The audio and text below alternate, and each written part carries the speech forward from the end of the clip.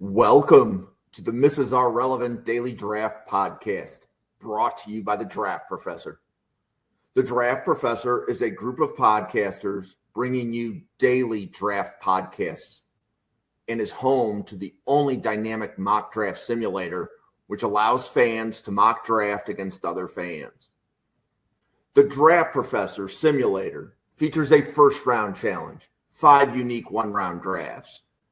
The Draft Professor Simulator features a second-round challenge, 10 unique 2-round drafts. All mock drafts are always picking against the fans and draft analysts which use the simulator. Every mock, every pick, every time. The Draft Professor also features ranked players functionality, where you can rank your favorite players at every position. Optionally, you can add tiers to your rankings to show what round you have the players graded in. The Draft Professor also features Draft a Team functionality, which allows users to snake draft a team of 22 players to demonstrate your my guys, compare player strengths, and discuss draft prospects in a way no other mock draft simulator can. Thank you for tuning in to the Mrs. R Relevant Daily Draft Podcast. This episode will begin shortly. Well, welcome to the Mrs. R Relevant Daily Draft Podcast, Monday night edition with Josh and Jake. And Josh, how are things treating you on this Monday? Good. I mean, we're less than a month away from the NFL draft. And if you think about it, after you get past pick 3, we really don't know what's going to happen during the NFL draft. This is a very interesting time. But one of the things we do know, at least we've all come to a conclusion on, is Cam Ward is going to be a Tennessee Titan at the end of the day. Today's video or podcast is to try to figure out what the Titans are going to do after that with their 2 second-round picks, their 2 fourth-round picks. Where is new GM Mike Borgonzi heading in the direction with this franchise? We got Titans Zone Jake Robertson, who's on every Monday with me. We've been doing this for the past 5 months, and we're going to really pick his brain to see where year one of this Cam Ward, Mike Borgonzi rebuild is going to look like for Titans fans. Yeah. So Jake, how are you doing?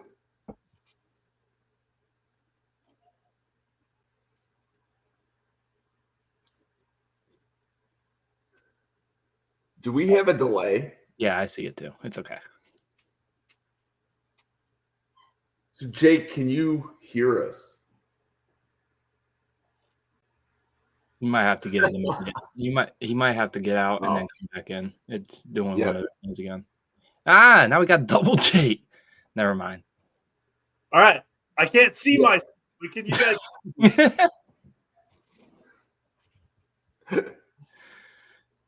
Yeah, so let's see. On the background. Are you here? I am here. Can you guys hear me? We can hear you. We can't see you. It's like you're in the dark or something. Hey, the Titans have been in the dark for a year now, so that might be appropriate. I missed everything that Josh just said, but I know what it kind of boils down to. The 101's been declared since February at this point in time. We know it's Cam Ward. It's been Cam Ward. So we're really just talking about the flaming thumbtacks today and how we can make them better. And I think they've got a lot of draft capital this year. They might not have a 3rd-round pick, but they got that 35, high second. And then you hop in, you got 2 4s, you got 2 5ths, you got 2 6ths. And they've done a lot already this offseason under Mike Borgonzi. Obviously, Rand Carthon is out of the building. And then they have Chad Brinker. So you have these guys from Green Bay and Kansas City, these draft retain. Oh, there I am. I see myself now. This draft retain and develop mentality with those organizations. And we've kind of retold this offensive line. The tackle position has been disastrous for this last couple of seasons. They signed the high-ticket item in Dan Moore Jr. They bring in a Kevin Zeitler to fill in the right guard position. You've got 2 first-round picks there with Peter Skoronski and last year's first-round pick, J.C. Latham. And you brought in Lloyd Cushenberry at center last year as well, which is a former 3rd-round pick in his own right. Did tear his Achilles last year, so I'm not going to say interior offensive line might not be a need at some point this time throughout this draft. But honestly, when you look at this team, you can really add some pieces just about anywhere. So I'm super excited just to talk about how we're going to rebuild this roster. So when I look at the draft, like for my team or any team, I always ask, where do I want to be in 2 years? Whether there's expiring contracts and you want to make sure that you've got, let's say, a player at a premium position that you could fill in for somebody you might let go in free agency. And then also, like with Tennessee, you're at year 2 of the coach and GM, right, Jake? So first year of GM, second year head coach. Got it. So when you look at it like from a macro perspective, do you think it's more of the GM has to get his guys, the coach has to get his guys, or solves the expiring contracts? Like, what do you think from a macro perspective might be a couple of the themes that you think about?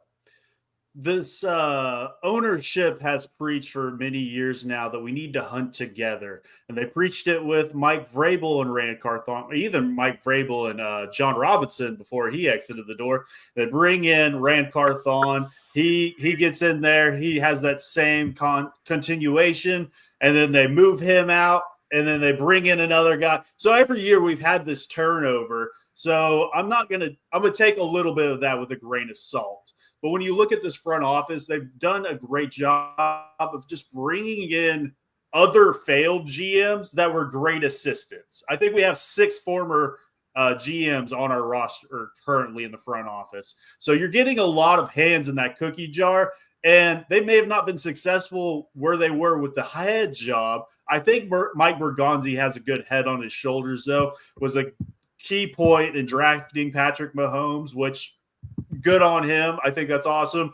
But you look at what he did with Kansas City. I mean, you find a L'Jarius Sneed a little bit later. You can find a lot of these pieces, and he understands how to retain those pieces after you develop them, which is super important to me. I think capable future, and they're not going on a spending spree as well, which if you could give Rand a knock, that was one of the things. We saw this flux of cash last year, and he was just putting it on the credit card, and it came back to bite him. You invested in a lot of high-ticket items that didn't return on investment, and that's not what this new front office wants to do. It is going to be building through the draft, and it's hitting on some of these later round guys. You might have the top-end talent, which I think they had a decent, hey, these are our starters. It looks good on paper, but behind them, it's a black hole.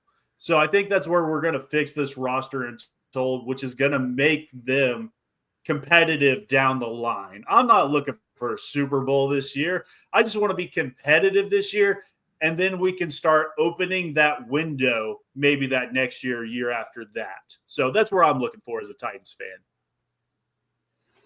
So, Josh, how about you? Like, when you look at a draft, do you look at it as solve what you need for the next 2 years, or are you just, okay, add good players and solve it 1 year at a time? What's your outlook or philosophy as you look at it? Now, everything depends on each and everybody's team, but my thought process is right along your lines. You're building for the future. Yes, you're trying to get assets right now who can contribute right now, but if you're looking at developmental players who can make a great impact in 2 years and you're in a position of a franchise that can take a chance on a guy like that, let him sit and develop properly, then yeah, you incorporate the 2-year plan into it. The cap, the contracts are always going to be a part, and what teams are going to take which positions. But if I'm the Titans right now, which is why I'm so intrigued with their draft and their whole offseason in general, I think this is a real opportunity for them to build a foundation. Not talking about a team foundation, but bringing in the types of guys that will fit this ownership and the new GMs and Brian Callahan's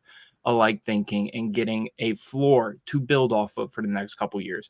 I think if the Titans, after they draft Cam Ward, really hit on their second round pick, and most importantly, their 2 fourths, that gives them the freedom to take whoever they feel like in the 5th, 6th, and 7th round of day 3, as well as give them a little bit more flexibility for the years on end. If they improve upon their record, they can kind of take a chance and go, hey, we just need this position. We are going to go exclusively this guy, and start building around the foundation they built this year.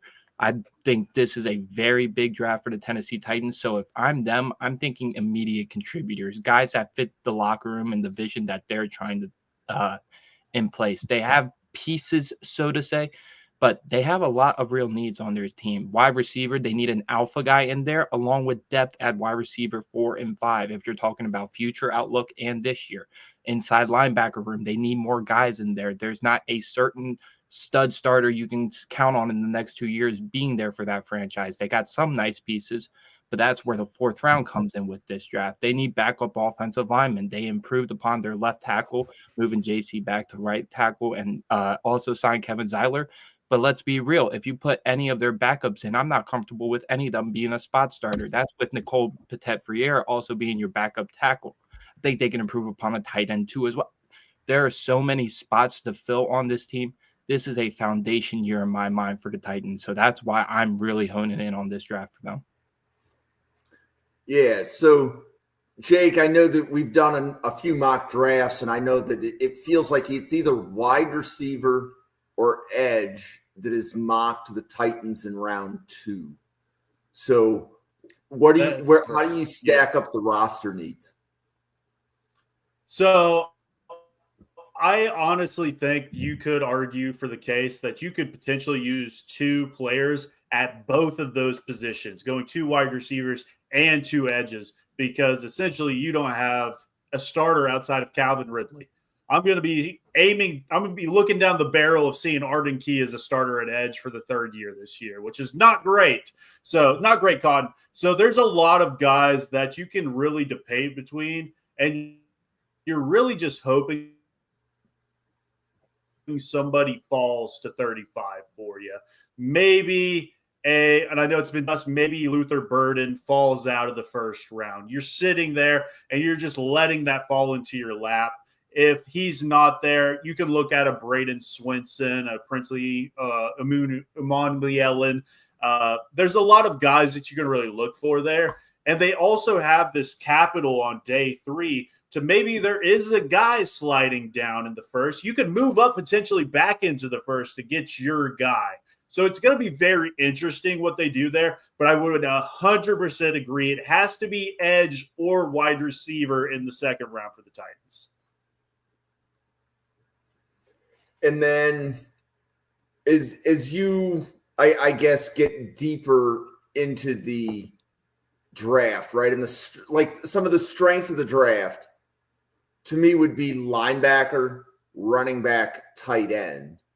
And I know that I've mocked running backs to the Titans, and the Titans fans said, we don't need a running back. So how would you balance? That's very ignorant.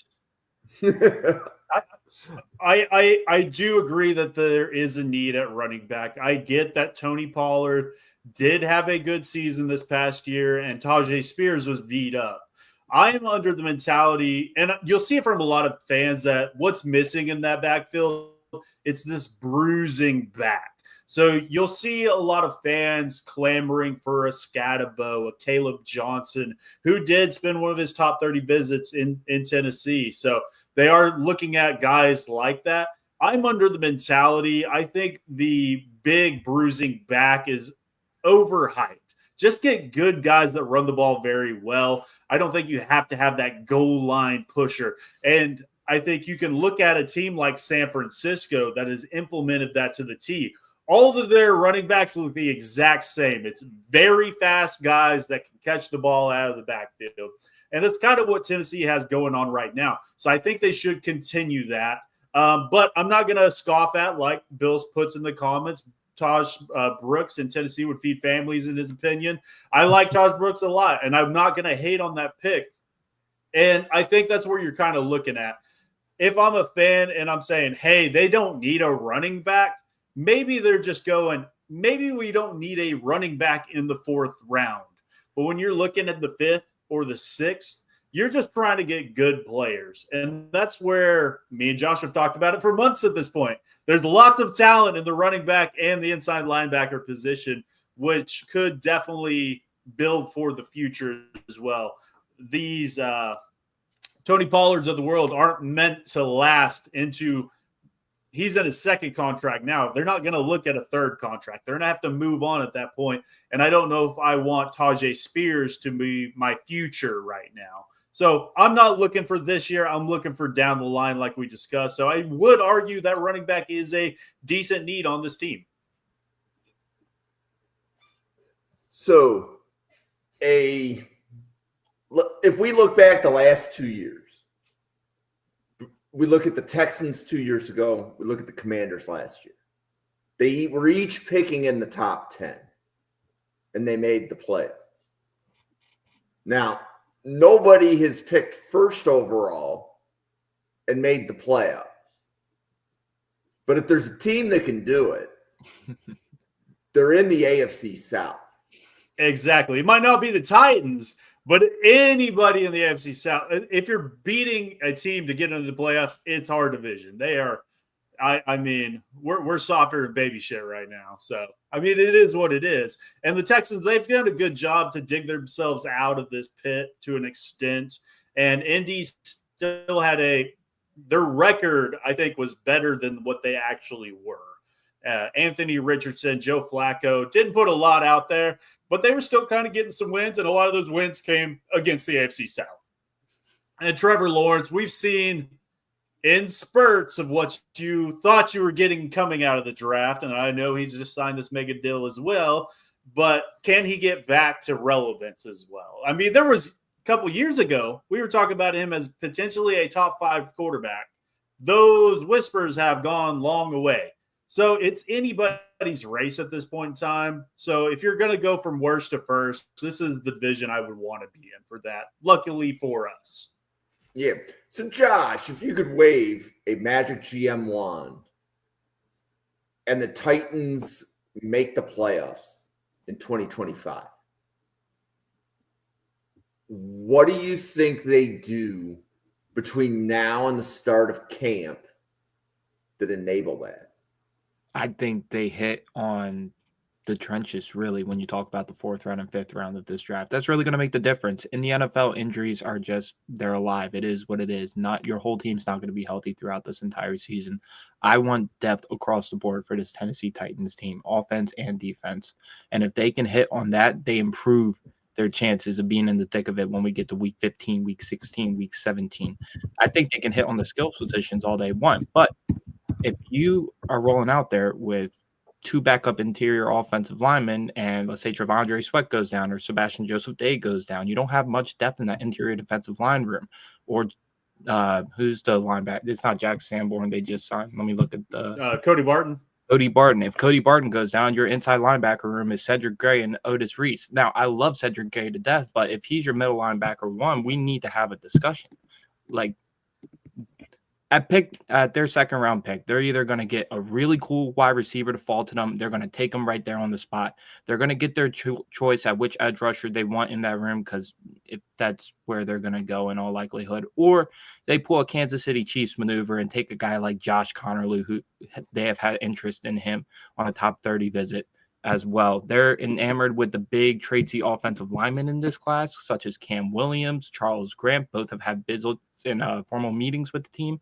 They're going in that direction in the 2nd round. But if they can improve their inside linebacker room, their backup offensive linemen, and I would even argue their defensive backs, getting a CB 4 or 5 in the 5th or 6th round, getting a backup safety maybe. When you were talking about the running back discussion, listing off all the needs for the Tennessee Titans, and RB3 was the absolute last need I had for that team. Yes, Tony Pollard and Tyjae Spears don't theoretically fit that 2-year mold you're talking about, Jim, and a lot of people think of. But if they hit on the middle rounds this year for this draft, they're going to be in a position to take a guy like Jeremiah Love next year, or one of those top running backs, and really just be able to refine the spots on their team, what I was talking about, filling in the holes, and start building the Mike Gorgonzi Kansas City Chiefs process.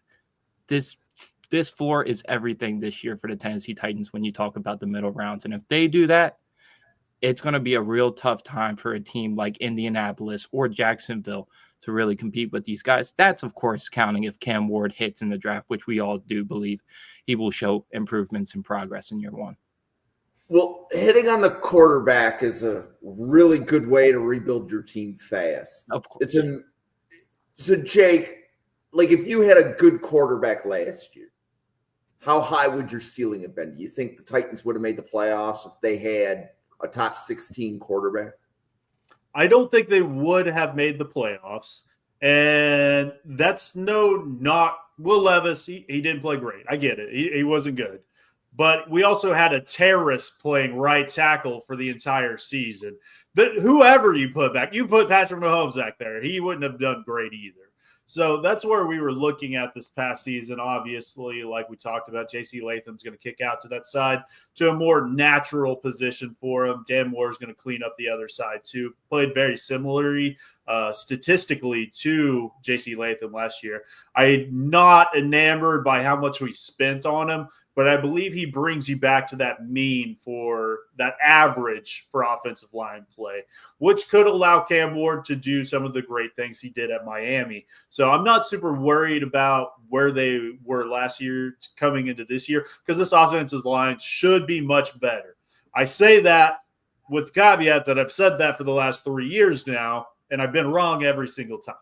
I think they really got it this year, though. So fingers crossed. But it's not – Cam Ward is not going to be successful if Treylon Burks is his wide receiver 2 right now. You have Calvin Ridley and then a Pitt. And I get like Van Jefferson can be a good wide receiver 4/5 for you. That's basically what Treylon Burks is, in my opinion, as well. They drafted Jaquan Jackson in the 6th round last year.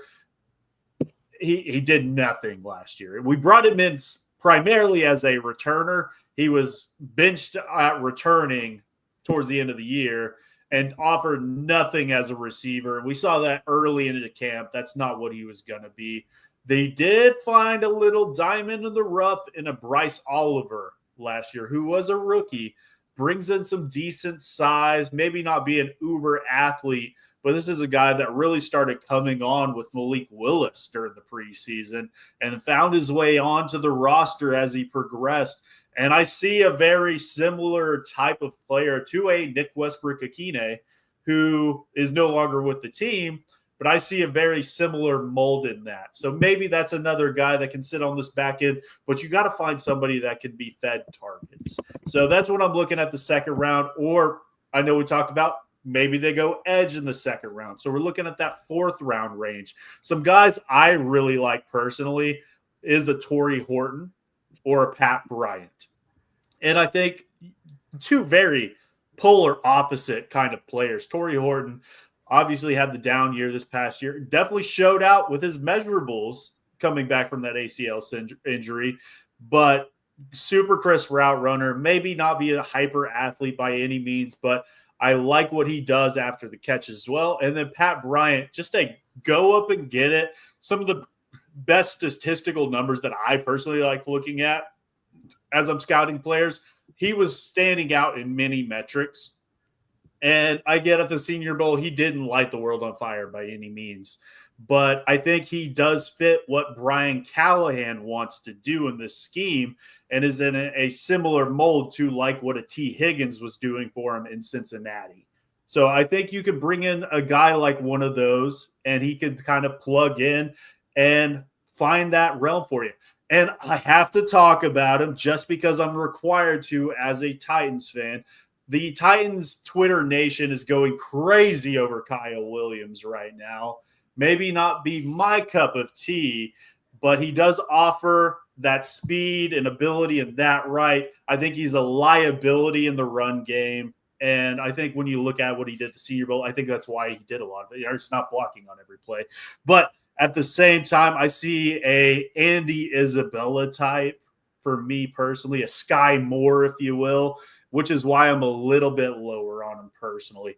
Josh, are there any wide receivers that stick out to you on day 3 that you think would be good fits for the Titans. No, I'm glad you went straight into that. That was going to be my question for you, because once I think if you take the edge at the second round pick, there's going to be a lot of receivers at your choice, whether you want the first pick on day 3 or your second, fourth round pick. Even if you want to take one of those in the 4th round and then double dip in the 5th or 6th round, there's going to be wide receivers that fall to you just because of the sheer amount once you get past wide receiver 10, in my opinion.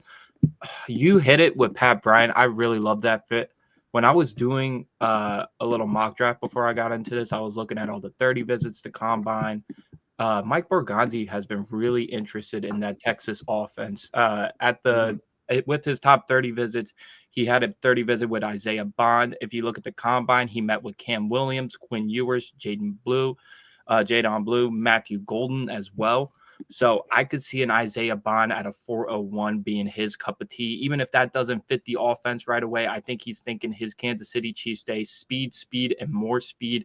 Find a way to get the ball in their hands and let them improve upon themselves. And if Isaiah Bond can improve on his contested catch ability, his concentration through the catch point, working those short routes with Cam Ward, a friendly quarterback who likes to get his balls to the receivers in space, I think that would do a lot for Isaiah Bond's development as well. Don't get this twisted. This is a guy we were talking about, maybe a top 32 pick at the peak October when his stock was at the highest. So I'd be really interested at that with pick 401. My personal favorites, though, Torrey Horton, you mentioned, Kyle Williams. I really like Nick Nash if you decide to take a shot on him, or the 4th or 5th round. Get that Z type of receiver so you don't have to put, X type of receiver, so you don't have to put all the pressure on Treylon Burks. Treylon Burks at this point is house money. He is theoretically your wide receiver too, but he has done nothing to show he is that. You also got Van Jefferson as well, but he hasn't produced on a consistent basis in years now. Nick Nash would be really interesting for me. Tez Johnson, of course, if you want to get a true slot receiver and let Calvin Ridley work as a Z. I also like a guy like Ricky White. You guys staying home, taking a chance on Dante Thornton just because of that Tennessee connection that he's been looking. Borgonzi's been looking at a lot of Tennessee players, whether it's through UDFA, Elijah Simmons, that type of route. He could take a shot on him. Isaac Tesla fits that mold as well. So it'll be really interesting to see where they take their wide receivers on day 3. I'm at the opinion you take either a Nick Scorton, a Braden Swinson, Donovan Ezeraku, somebody to get just somebody in that edge rusher room. But when you get to that 401 and say a guy like he had a shit combine and a shit testing period, but if Xavier Restrepo staring at you with the pick 101 pick, it's going to be really hard for Mike Borgonzi to go, yeah, I'm going to pass on Cam Ward's best friend when he's staring at me. I don't know if he's going to be there in 17 more picks. So Isaiah Bond, Xavier Restrepo, but I'm really interested in Nick Nash for this offense if they go with him like late 4th, early 5th. And Nick Nash is the guy I haven't seen talked about a lot in the Titans realm, and I don't know why that is. Obviously, he's still learning the position, former quarterback, still learning the craft, and still put godly numbers up this past year at West Virginia. But yes, I think that's great. And then touching on Bill in the comments, Andrew Armstrong, I think is a great mold for that as well. And I think that's same realm for me as an Isaac Tesla, because that's the guy that people have been talking about a lot. And the running joke in the Titans realm is the Titans will never draft Isaac Tesla. They would never want to do that. It's not going to happen, and we're just crossing our fingers and wait until day 3 when we get this big body receiver that can go up and make a play for us. And then Dante Thornton, obviously, in that same realm as well. Not as bulky as those two other guys, but damn burns in a straight line. And if you want the guy that's running a 9 or an over route every single play and taking the top off, he's the guy for that. That Tennessee Vols offense doesn't do a whole lot for developing NFL talent at the wide receiver position, just based on their scheme. It's very successful at the collegiate level. And, I mean, we got a former OU quarterback as their head coach, and he's doing a damn good job over there. I don't like the Vols, but regardless, I like what he's doing over there. And he shows at least enough physical talent that you hope to get him in the building and you can teach him how to run a route. And then you're off and sailing, because there's not a lot of people out there on this planet that have that speed and size ratio of a Dante Thornton. So I do like that as well. Amar in the comments, welcome in. He's a regular for our normal Thursday morning show, the Morning Glory Show, which we haven't talked about today, so I will shout out that. Follow me at Glory Day Sports, the Morning Glory Show, every Thursday morning with my co-hosts B. Will and Jonathan Miller, 7 a.m. Central Standard Time. But yes, I absolutely love that. And shout out to Joe Blacko, another regular over there. Cool. Yeah, so we are the Draft Professors. So, Jake, I appreciate you streaming this to your channel too, because we get to meet and find new people. A couple questions on the day 3 wide receivers. Where are you guys on the Maryland wide receivers, Prather and Felton? For me, you want to start out, Josh? Yeah, for me, Felton is a top 100 guy. When I did a PFF mock draft, which I haven't done in a while for this Tennessee Titans podcast, he was falling to the 5th round, 6th round. He was 140th on their board. I think at the Senior Bowl. PFF doesn't like him. Yeah, I don't know why. His Senior Bowl showing his tape, even though he's limited with his size being a little bit weaker at the wide receiver position, playing mostly on the boundary, so explosive, good release off the line of scrimmage, a guy that I think should get taken no later than the 100th pick in the draft. But if he falls to that 4th round, and the Titans have both 2 4th round picks, that could be an interesting option for them as well. Caden Prather. This is actually a good question because this came up in a Bills chat when we were plotting Epic Mock 25 as to would Ty Felton be able to play X? What do you think, Josh? I say yes. Now, is he going to get jammed at the line of scrimmage? Yes, absolutely. His frame doesn't allow it. But when he does have good releases off the line, he can beat people once they get on their trail hip. And he's really good at the stem of his route, manipulating things city out, manipulating post routes, really getting CBs uncomfortable. Yes, he's going to get jammed. Yes, he's not going to be the best run blocker in the world. But for those 3rd and 10 situations, those 1st and 10 play action situations, I really do like him as an X receiver, just not full time taking all the snaps at the X. Got it.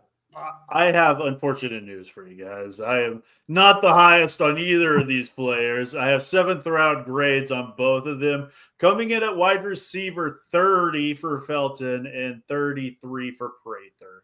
I don't believe they could play X at the next level. I see Felton primarily as a slot. I think he's slightly undersized.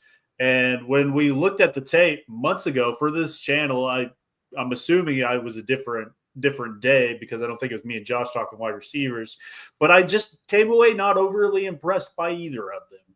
I think they could stick on the bottom of a roster, and I'd be perfectly fine with that.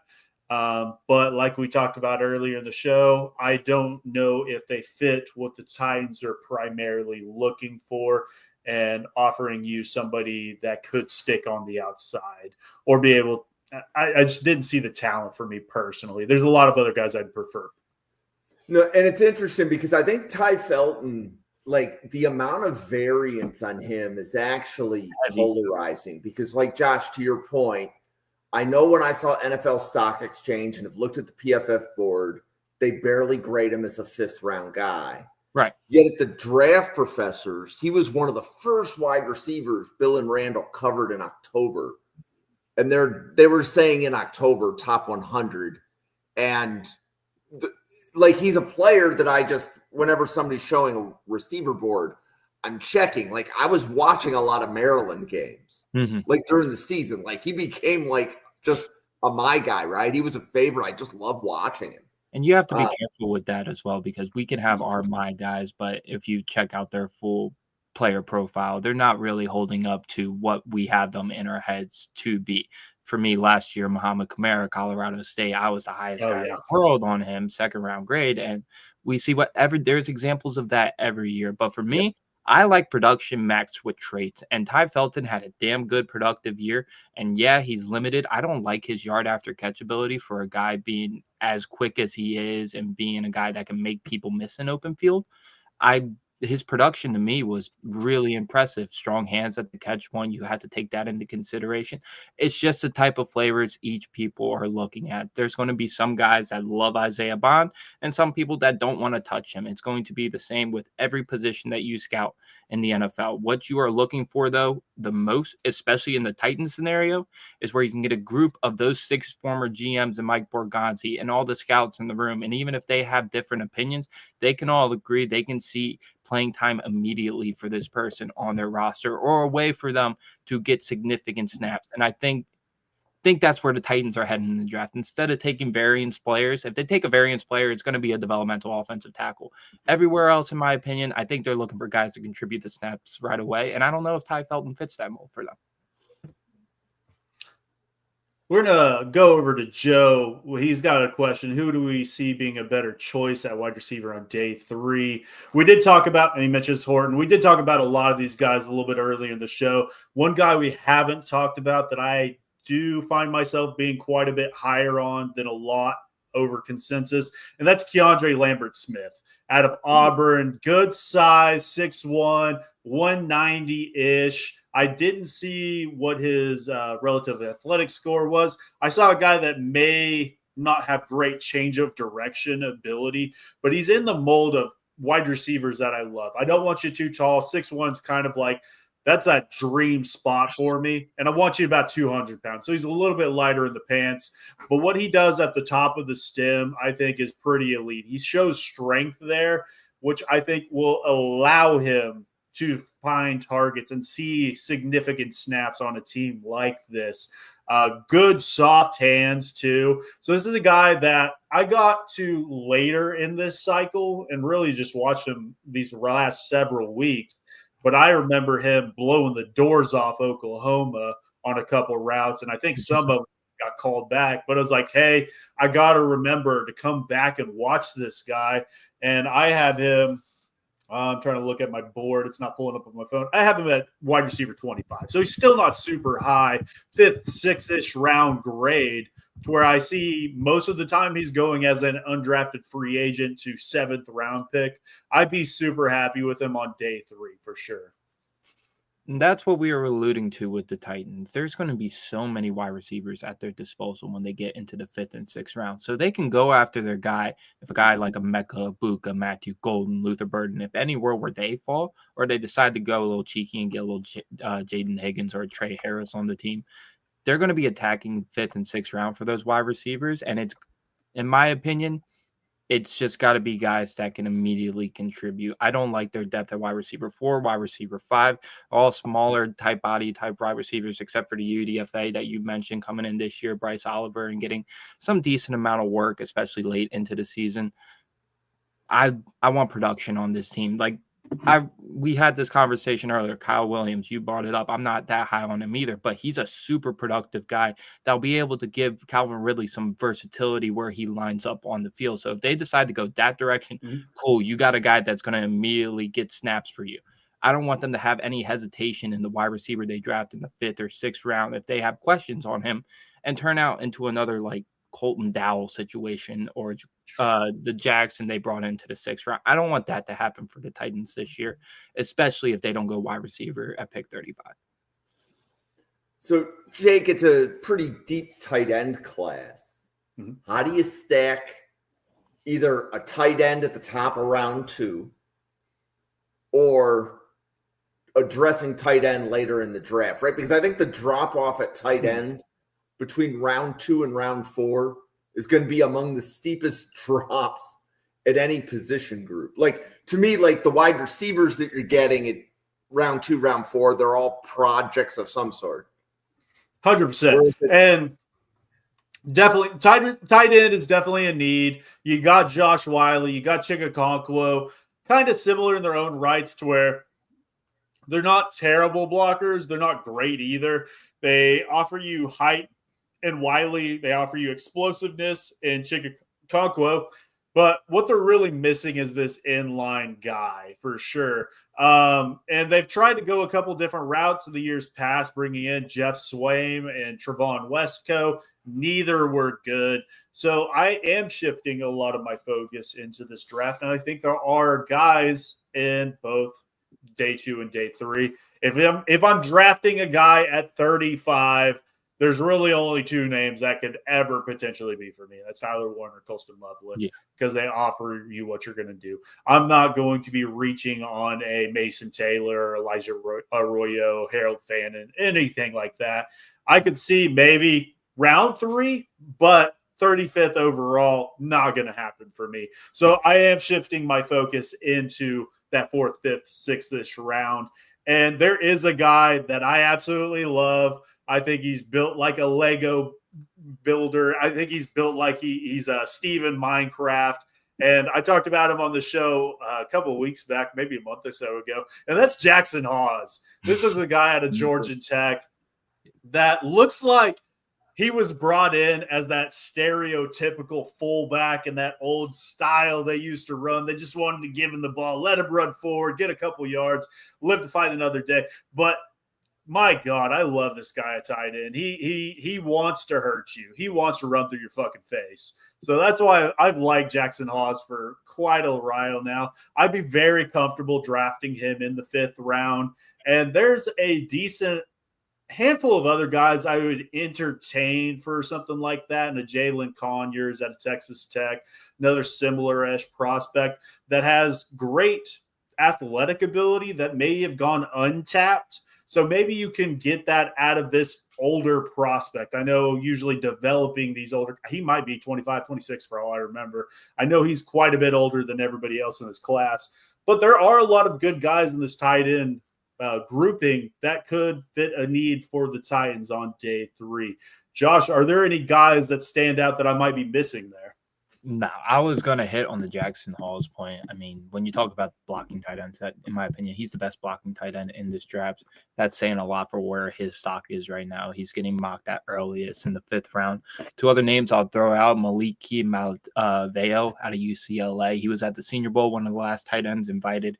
He has a really good frame at 265, 6'5". He will give you that presence in line as a blocking tight end, but he also has some jumping ability, some lead contested catch ability that the Titans could be interested, given that they have Chika Congo as more of a vertical threat speed guy, and Josh Wiley kind of a do-it-all guy. But it's really interesting if you go back to Mike Borgonzi's past 7 drafts working under Brett Veach as that assistant GM, if you want to call it director of player personnel. He's taken Noah Gray, who's been that perfect inline tight end complement to that Travis Kelce.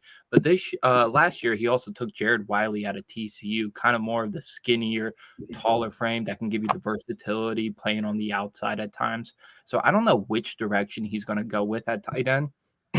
It'd be my bet, though, that he takes a blocking tight end. Jackson Hawes, of course, being at the top of that list.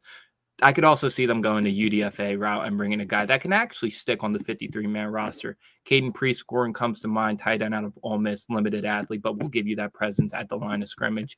You also got a guy like Ben Yurcevage, who actually has been picking up a lot of steam as of late as being one of those day 3 guys that will for certain be at the top of teams' boards, but I could see that happening as well. But whether it's taking the Jackson Hawes premium or settling for like a Mateo or taking a UDFA guy, expect at least 1 or 2 rookie tight ends on this Tennessee Titans roster to be competing for that tight end 3 spot. It's very interesting with this tight end room. I know we have the Wiley Chikakonkwo talk that's going on here.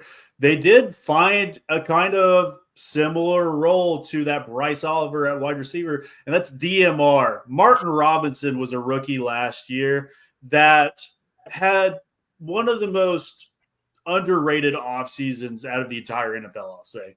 This is a guy that came in as an undrafted free agent and found himself on the 53-man roster on week 1.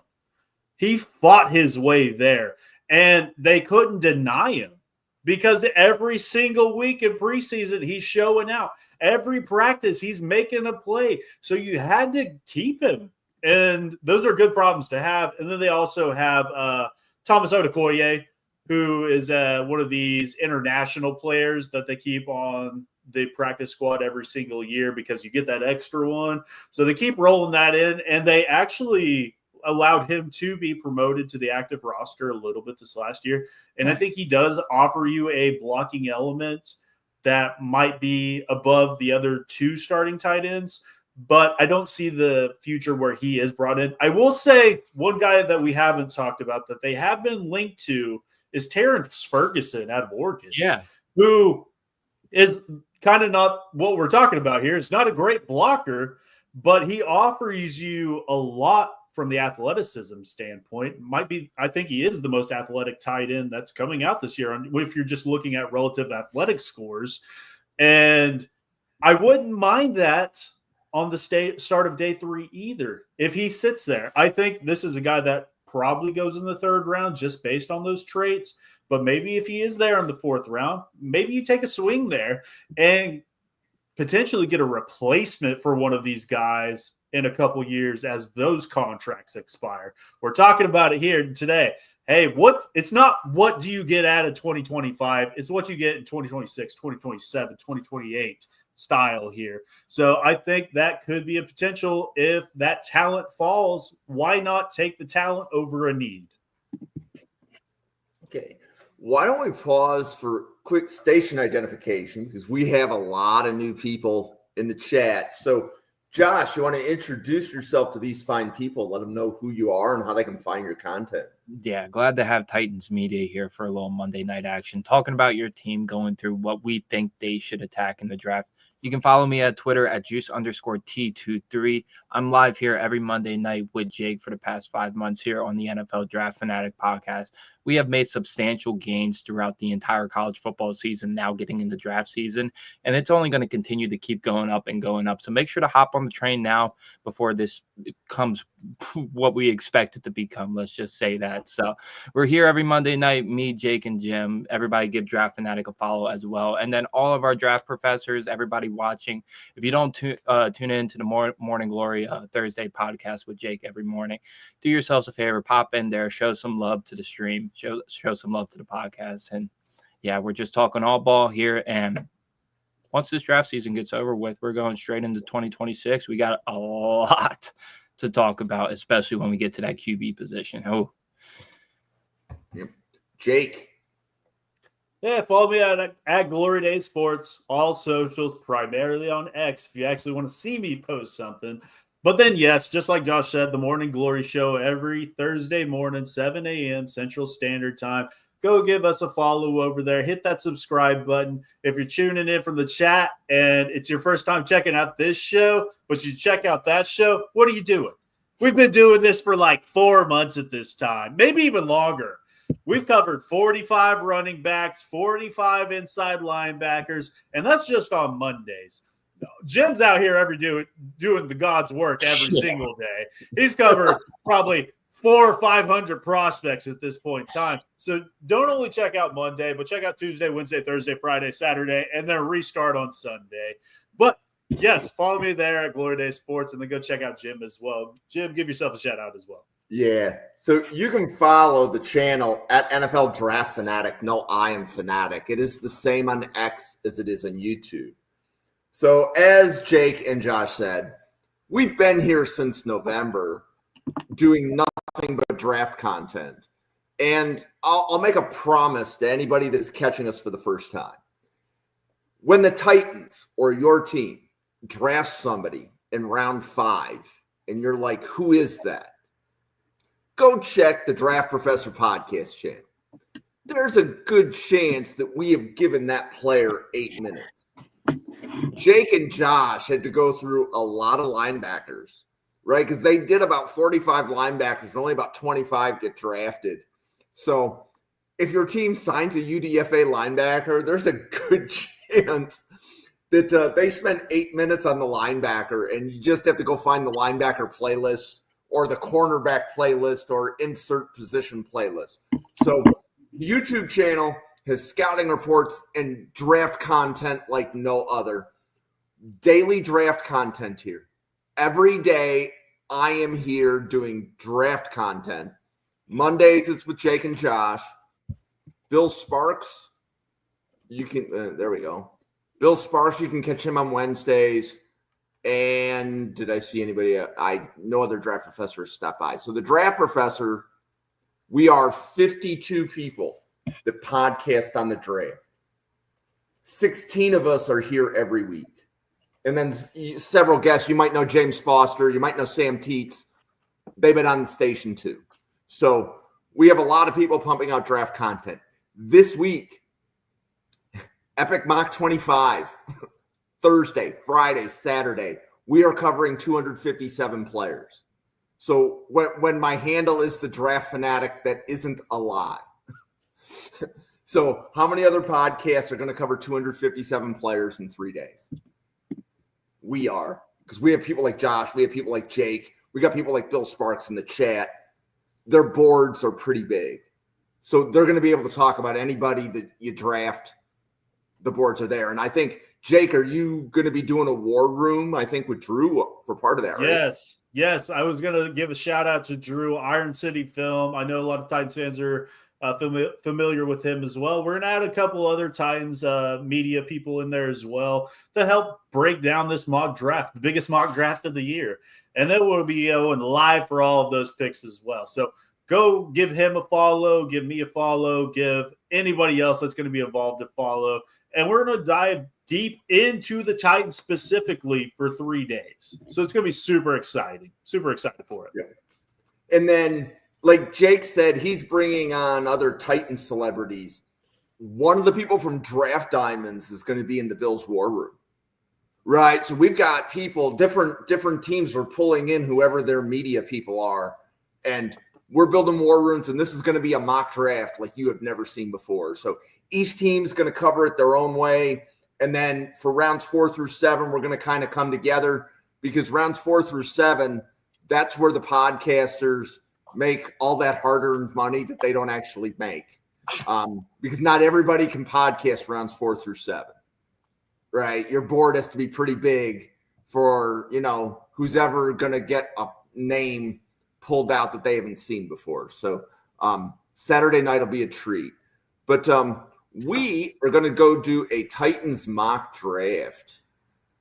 And if you are not familiar with the Draft Professor, this is a simulator that I designed. And then we built a podcast network around it. But what makes this simulator unique is that the fans control the picks.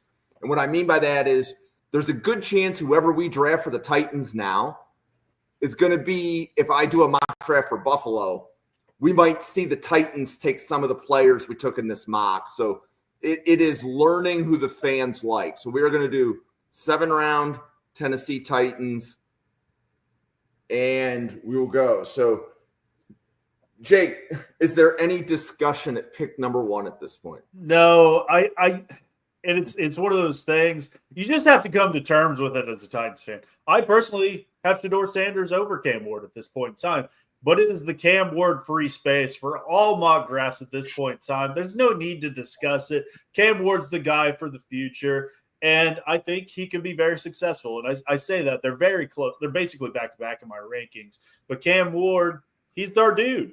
Might as well not even discuss it and just next on to pick 35.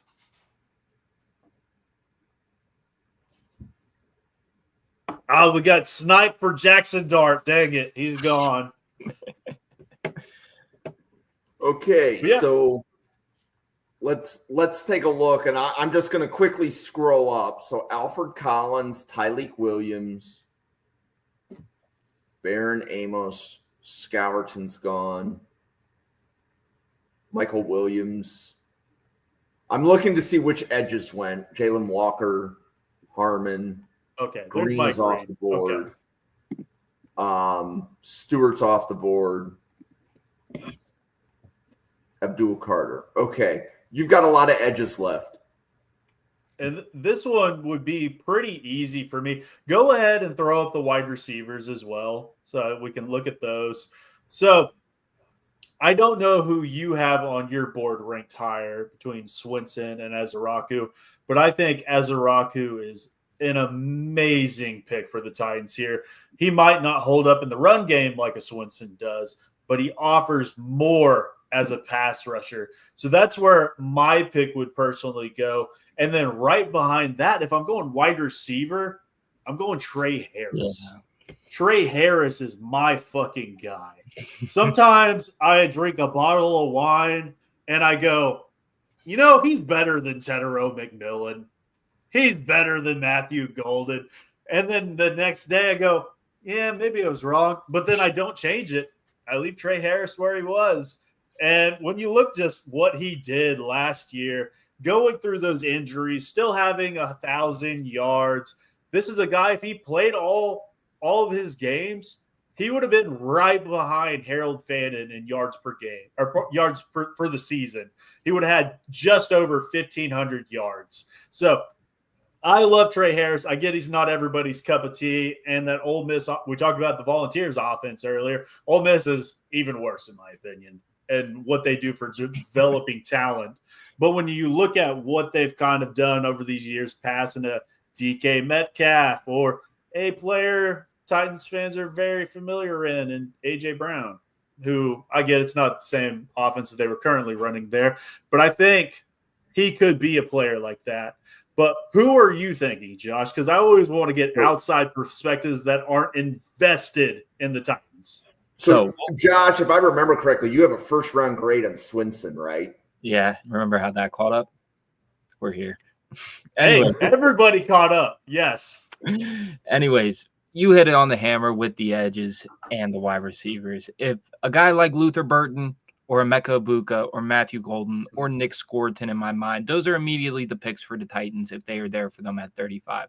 If not, the three guys you mentioned, Braden Swinson, Donovan Ezeraku, and Trey Harris are the top three picks that I would look at and decide between. If you want to say, F it, I want that. I want what Treylon Burks was supposed to be in theory and just get him right now.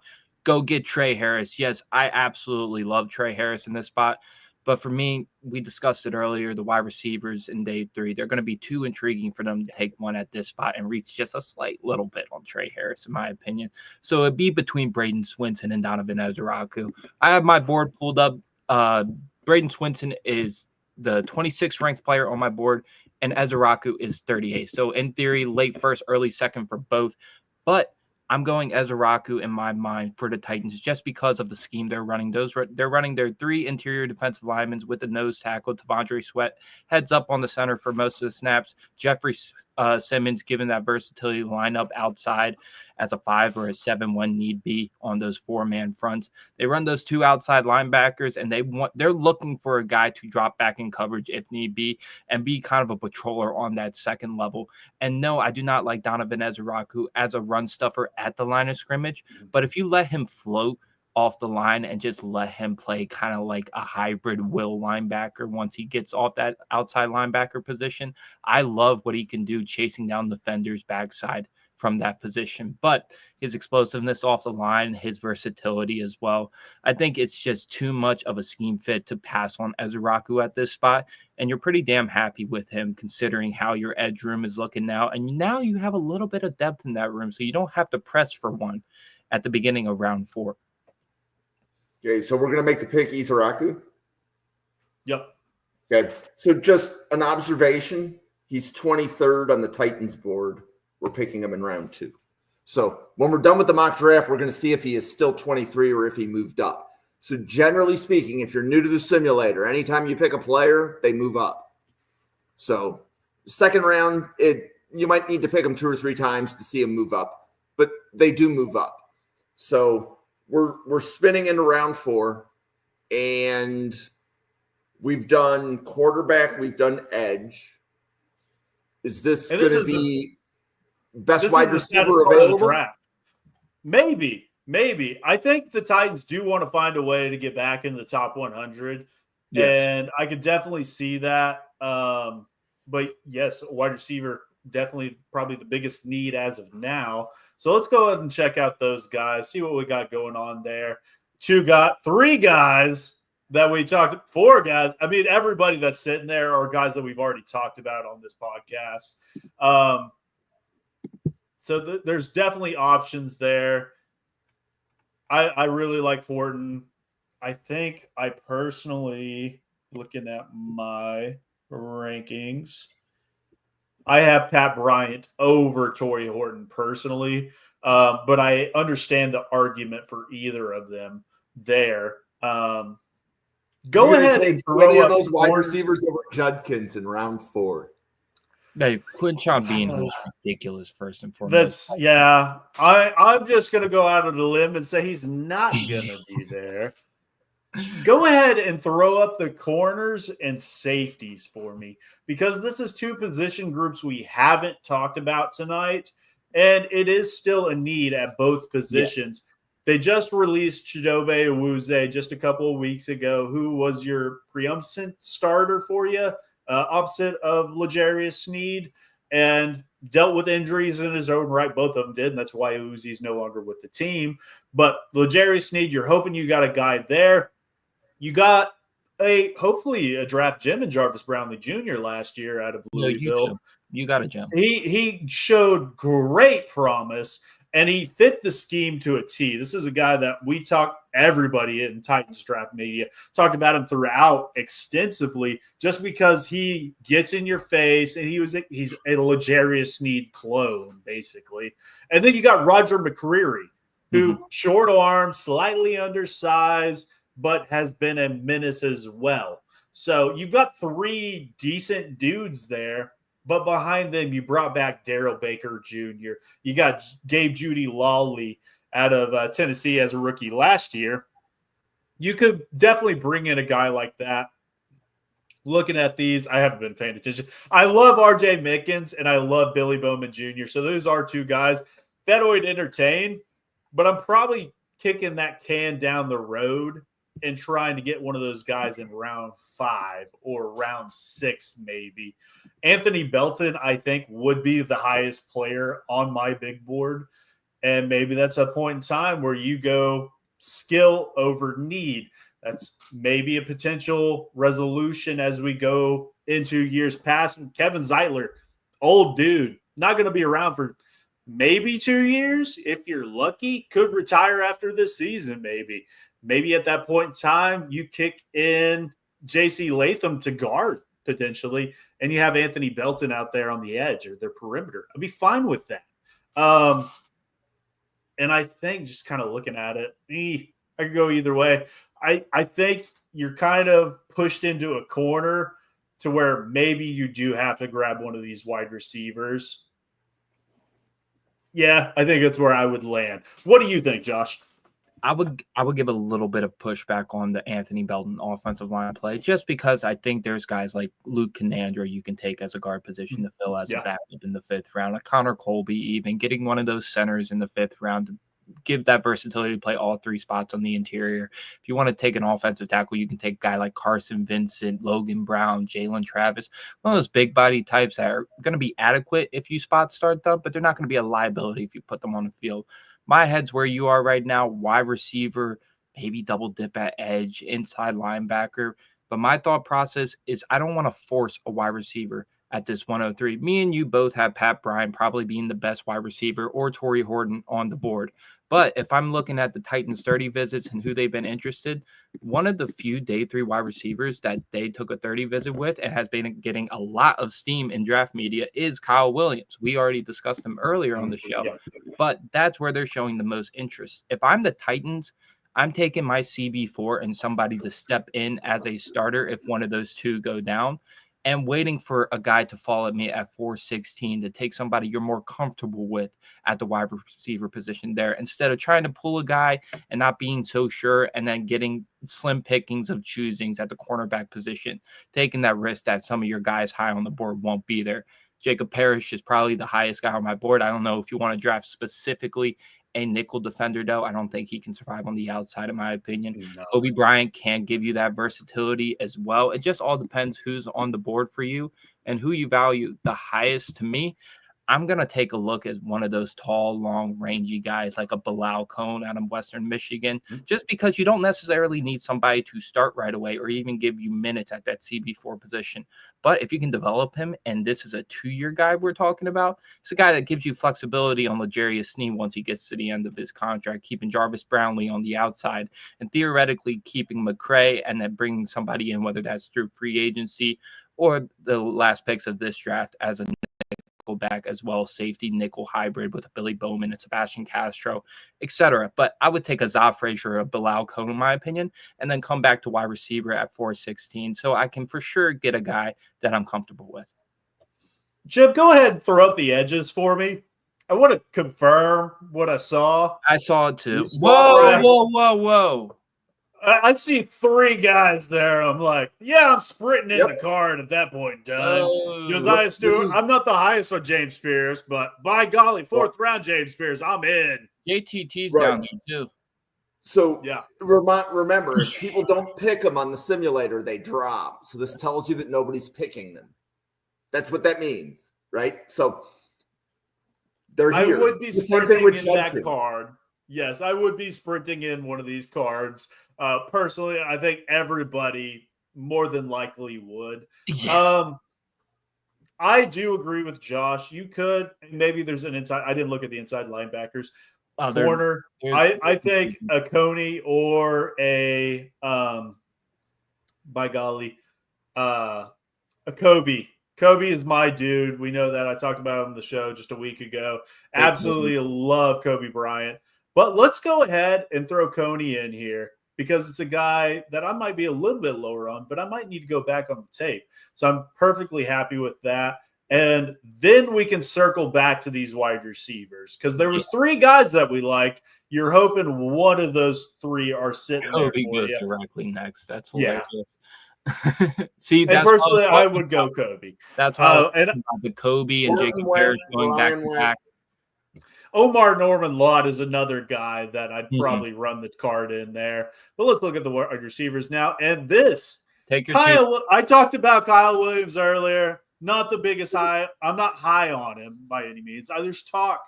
I know James Foster was talking about him at 35. I Yeah. can't get on board with that there. 4th round Kyle Williams, though, I'm all in. Let's go Kyle Williams here. No need to think about it too long. And then we're hopping into the 5th round. And I So think- we've addressed the wide receiver position, the corner position, the quarterback, and edge at this point in time. So still a lot of holes, but we've done a good job thus far. So are you thinking linebacker, safety, or a double dip? Or what are you thinking? You got to go talent, but probably one of those 3. And like Josiah Stewart, if he's there, you're running of course. it in. But let's go ahead and throw up the linebackers. We know that's why me and Josh are here. We love talking these big athletes. Cody Lindenberg there. Kobe King is probably my pick. I absolutely love Kobe King.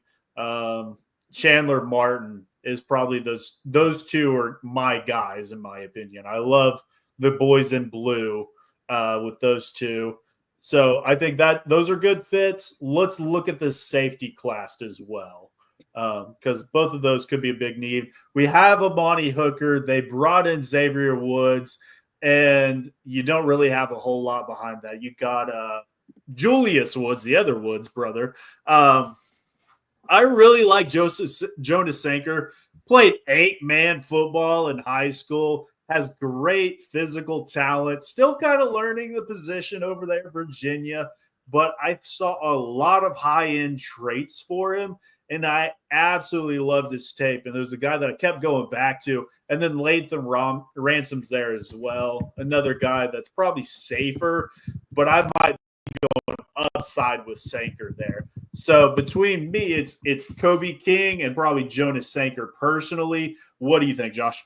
I think you're right on looking at the safeties right now and getting that out of the way before we get into the 6th round or the 5th round where we can take an inside linebacker. I'm right with you. Kobe King is my highest rated linebacker on the board.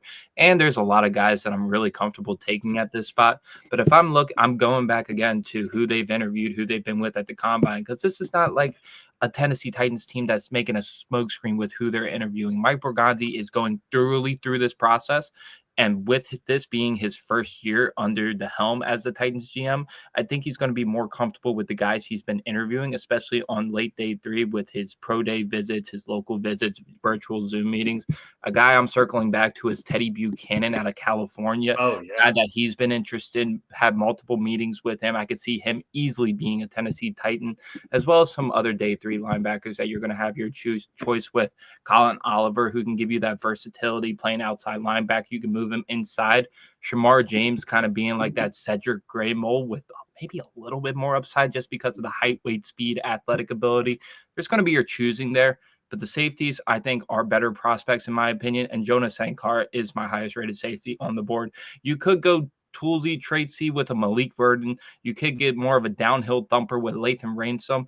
But Jonas Sankar is the smartest safety on the board for me. Very well-rounded and shows up in big moments when it matters. Sebastian Castro would also be a good pick, in my opinion. I have those two graded fairly similar. Sebastian Castro and Jonas Sankar, but those would be one of my two picks. I would go Sankar on this, though, like Jake said. I do have Bowman over Sankar, but I like Sankar a lot, and I think he brings a lot of physical attributes that the Titans are lacking in the back end right now. So let's go Sankar. And that was our first or second fifth-round pick. That was our first fifth-round pick. So we're coming back here, and now this is the point in time where obviously we just looked at inside linebackers, so it's still on the board. But this is where I might take a peek at the running backs and just see, hey, who's out there?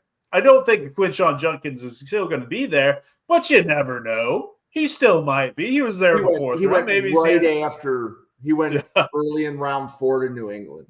And this is what we don't have to click it. There's Dylan Sampson sitting right there for you. Yeah, and this is a guy that is RB4 for me right now.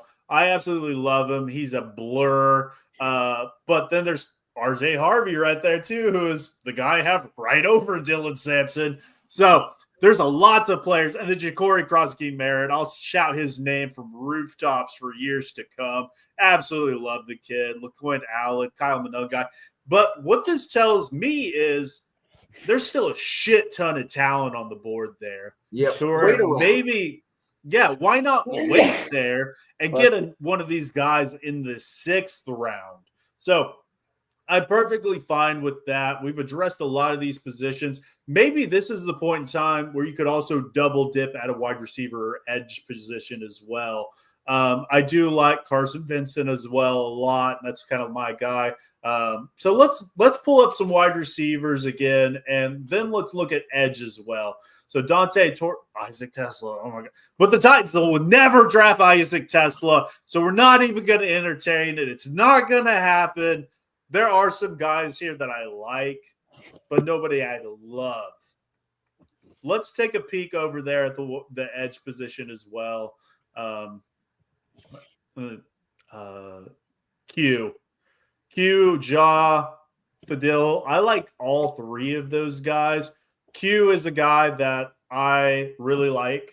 Iron City Film, Drew was talking about him earlier this week, how it's a guy he's rising on. I don't think he'll ever be a starter for you, but a situational pass rusher with upside is kind of what I'm looking at there. And that's a guy I could definitely get behind. Is there anybody I'm missing here, Josh, or any position that you might want to take a peek at as well? So, in my opinion, these running backs on the board, whether that's Dylan Sampson or RJ Harvey, they won't be here, but that's ridiculous that they're here in the first place. But you're right. There's so many running backs that are going to fall to us in the 6th round with our 2 picks. We'll let them slide, even though the talent obviously says those are the best players on the board. I like what you're thinking looking at the edge rushers. In my opinion, Q Robinson's probably not going to be there. I don't think Elijah Roberts is going to be there out of SMU. Those are a couple guys you can get out of your head theoretically. And then Vernon Broughton, even though he's been a late riser for a lot of people, he could fall to the 4th round. I don't see him falling into the 5th round with where we're picking right now. Caleb Johnson did take a visit as well, which was very intriguing to see. That only running back, who's a top 5 running back, mostly by consensus, getting a visit for the Titans, where we don't think they're going to touch a running back in the top 100. But you never know. It's the draft. We don't know what we're talking about. But it's too hard for me to pass up a linebacker here after we saw 3 of them go when we took our 4th round selection. And I'm going to circle back again to Teddy Buchanan. You could take Chandler Martin here as well, Jeffrey Baza, Shamar James. But with who the Titans have been linked to, I think Teddy Buchanan would be a fit that Titans fans would go, who is this guy? And then turn on some highlights, watch a couple of his games and go, okay, I see the vision. All right. I think we covered Teddy Buchanan in the first week of doing the podcast together. If it wasn't the first, it was the second. So we're talking months ago. We're breaking him down. with like Tyree Powell and this handful of these other guys in that first week. And it's a guy that I might even need to revisit again because it's been so long. But I remember loving his ability to cover in zone. He's got some physical talent. He's still learning the position. And he's got his younger brother there, if I remember correctly, as well. That's still coming along there at Cal. And that's a dynamic duo. So maybe next year when he's coming out, little bro, you get that tandem. And you get your inside linebacker. Exactly. I blacked out. I have no idea where we are. We talked about so many players. Let's wait on Teddy. 5. Okay, let's wait on Teddy. Let's wait on Teddy here. Let's go back. Who did we talk about? So let's look at the. We talked about there are still a lot of running backs on the board that you wait. Not any loves at wide receiver. Let's go back to edge, and there was 3 guys that we were looking at. Q. Let's go Q here. Let's go Q Robinson. Love that pick. He's one of my guys, so I like that pick. And RJ Harvey, the knife to my heart. It's fine. I'll be okay. That's what I mean. And then we're back here. I mean, if you look at this point, you have to run Dylan Sampson in. He's hometown kid. You got to sell tickets in this new stadium that we're building here. And Cam Ward, he's going to do a lot of it. But you got to get the volunteers on board. You have to coddle to the fan base sometimes. And what he offers as a speed element is elite. I get he's got ball handling ability or issues from time to time, the fumbles, the rock hits the ground. Needs to still kind of develop as a pass protector on third downs. And his receiving, I mean, you could throw him a screen, he could take it 90 yards, and that's fine. But he's not offering you much from a route running perspective. So I think you get a great back there. And then you have that 3-headed monster with him, Pollard, and Spears, and you're super happy for years to come, even if Spears or Pollard don't pan out in the long term. You got that guy waiting in the helm that might just be able to take over, maybe even in year 1. And I see you highlight him there. Way to my heart, Jackson Hawes out of Georgia Tech. That's another great player that we can definitely entertain. I know we did want to look at the wide receivers and potentially the linebackers as well. Dante Thornton sitting there, Isaac Tesla, they'll never take him, so don't entertain it. So let's go ahead and look at the linebacker position. And if I recall correctly, this is our last pick. So it is. Bassa's sitting there, like him. I like Teddy Buchanan. RJ Mickens, a guy that just went, is a guy I would definitely look at as well. But I am perfectly fine getting a Teddy Buchanan here. When you look at this inside linebacker room, it's a lot of see ball, get ball. You got Cody Barton, who is a hazard in pass protection. In coverage, still kind of developing. He's Kenneth Murray to me. They trade Kenneth Murray. They brought him back in. Different player, obviously, but obviously very similar. Then you got Cedric Gray. Still got to add play strength. We didn't see it last year. Dealt with the shoulder injury. Hopefully you can develop him. James Williams, former safety. You would think he could help in pass coverage. We didn't see it last year. And he's still kind of developing into an actual inside linebacker after converting at the Senior Bowl just last year. And they brought in Curtis Jacobs, who was a rookie last year out of Penn State, who was a player I did like a decent amount, who got cut. They signed him in, but you're still lacking what Buchanan brings to the roster. And if anything, you're getting a ace on special teams. Another thing a lot of these guys don't do very well outside of James Williams. James Williams is a menace on special teams, and I don't care if it's covering punts or blocking. But I'm super happy with what we've got here. And then Isaac Tesla to Green Bay, just like we all predicted. It's fine. But, yes, I'm super happy with what we put together here, and I think it's building blocks for the future. Will it be what the Titans do? I don't know. Probably not. I can tell you it's not going to be exactly what we did. And if it is, me and Josh are going to Vegas tomorrow, and we're going to be millionaires. But let's go ahead and break this down. Cam Ward in the first round, Donovan Ezaraku, the edge rusher, the pass rush specialist out of Boston College. They bring in Bilal Conan out of Western Michigan, can kind of shore up that cornerback room. They're kind of missing that last piece. Titans media darling, Kyle Williams, that speed element and great route running ability. Jonas Sanker, hopefully a Amani Hooker replacement in years to come. And I think he's got the talent to do that.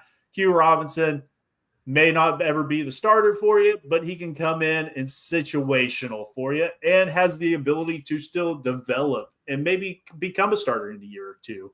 And the Dylan Sampson, still in the draft right there. And then Teddy Buchanan to wrap it out. My wife's maiden name, Buchanan. So he's got to be good.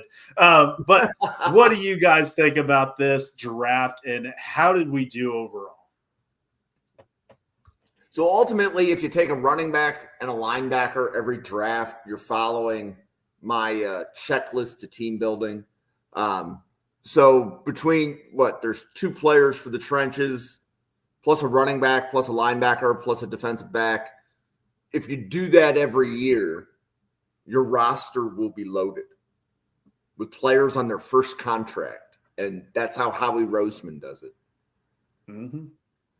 So I'll say the one thing we didn't address was the offensive line at any point in time, which I just didn't see the talent that overwhelmed us what was on the board. It's something I'm still definitely on board if they were to do that. And I think they will draft at least one offensive lineman this year, just based on where we are. But for where the board fell today, didn't see the need for it. Stevie asked in the comments, is Kyle Williams him? He is not, but he could be. Mm-hmm. And I think this year's wide receiver class, I think there was a really good analogy that you're getting your wide receiver 2 and wide receiver 3 this year. Mm-hmm. Doesn't matter what round you're in. If you draft Tet McMillan, he's probably one of the 32 best wide receivers in the NFL. Right? When he comes in, he's a top 32 wide receiver, but he's probably not going to be an all-pro. Right? When you're bringing them in, you're essentially drafting somebody to say, I'm okay having a T. Higgins, but I might need somebody on the other side of McMillan to make my offense functional. And you could say the same thing about Kyle Williams. He may not be your 120 target a year guy, but even if that's only 80 or 85 targets, that's still a very functional member of the offense. So you're getting, maybe this isn't the right year for your fantasy football team, but this is the right year to build your team. If you're an NFL team, this is a really good draft through rounds 5 and 6 to just get solid starters, role players, and contributors. So 100% agree. You can even go at the top end. Emeka Egbuka, I absolutely love. I think he is a star wide receiver too.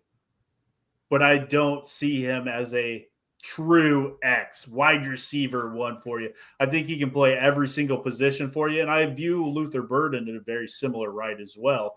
I don't think they'll ever be a Justin Jefferson, Jamar Chase, but they can offer so much to your offense and can take off a lot of the insight to your wide receiver 1, which I would definitely agree. Steve in the comments asked, what do we think about Jimmy Horn? So undersized at that. He's 5'10", 160-ish pounds. I like what he offers. All 3 of these Colorado receivers, very similar rankings for me. And I think where most people see him as a 7th round to undrafted free agent. I think my favorite out of the 3, just trying to find him, is Will Shepherd. Will Shepherd is my wide receiver 37 currently. What about you, Josh? Is there, out of those 3 guys, is there one that stands out for you? Or are they just a mixed bag? It's whatever bag you decide you want with your team. I mean, I'm right with you. They're both 7th round to undrafted free agents on my board. For me, it'd be a little bit more LeJohntay Webster. That'd be my first pick out of the three of them, just because I think he's probably like a mix of all three of like both Jimmy Horn with the speed, athletic ability, elusiveness, and then he's got a little bit of concentration through the catch point as well. He's not the jump ball threat of Will Shippard, and he's not the speed demon of Jimmy Horn, but he's a little bit of a mix of kind of like meeting in the middle of both for being his size, his stature. He is a good wide receiver in his own right. I love Jimmy Horn, though, as a returner in my mind. I could see this is not Dante Hall, but I see like little flashes of Dante Hall with him as a returner and then him earning his snaps as a slot wide receiver. I think he's got a long ways to go when it comes to the mental nuance of the wide receiver position, but I want the ball in that guy's hands returning punts, and let's see what can happen with that. Will Shippard is going to be your typical third and long, get the ball in the air to this guy as an X receiver running a streak or a bang eight. Whatever you need out of him to be a deep threat for you with that lack of speed, his jump ball ability is really impressive. But 7th round undrafted free agents. But if you're trying to bet on who's going to have the best career, in my mind, it's probably LeJohntay Webster if he's able to stick with a team and start getting snaps year 1, year 2, and start building off of his career a little bit. So Stevie's got this comment here about one draft at a time. So Stevie, is this a bad time to tell you that we've already recorded 4 podcasts on the 2026 draft already? Like we could already tell you 125 players to watch. We've already podcasted that. And you will be seeing daily draft content on this channel literally starting the Monday after the NFL draft. We're not going to stop. We're just going to flip the calendar. It becomes 2026, and we're going to start telling you who to watch. And then, you come back in the fall, and you might see a college football preview show, which talks about the draftable players in those games. So we're not going to stop. It's just that's like what we do. It's what we love. So you guys ready to close this thing down? Let's shut it down. Fantastic. So daily draft content on the station. Thank you for stopping by. For Jake, for Josh, for myself, for the 52 podcasters at the Draft Professor. Thank you for watching, and we'll see you on a podcast again tomorrow. Thanks, everybody.